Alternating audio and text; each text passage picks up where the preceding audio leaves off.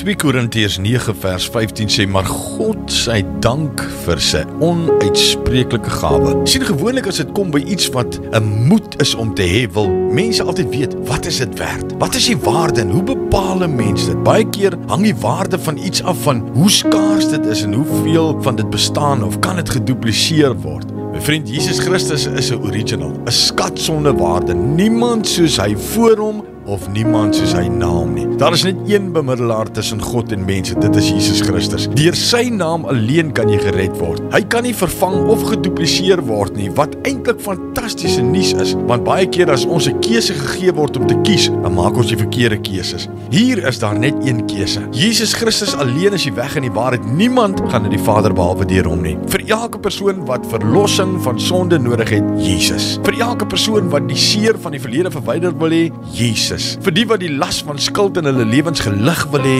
Jesus. Vir die wat die kettinge van verslawing gebreek wil sien, Jesus. Net hy kan in die verlede instap en verwyte uitvee. Net hy kan ons vrymaak. Jy kan maar met sekerheid kies. 'n Fout sal jy nie maak nie. Abba Vader, baie dankie Here vir hierdie kosbare woord van U in 2 Korintiërs 9. Dankie Here dat U woord vir ons so stig. Dankie Here dat ons kan weet daar is net een Jesus Christus. Hy is 'n original. En dankie dat ons hom in ons lewens kan hê. Dankie dat ons kan deel wees van U koninkryk. Here, ons eer U, ons loof U en ons prys U in die wonderlike naam van Jesus Christus. Amen.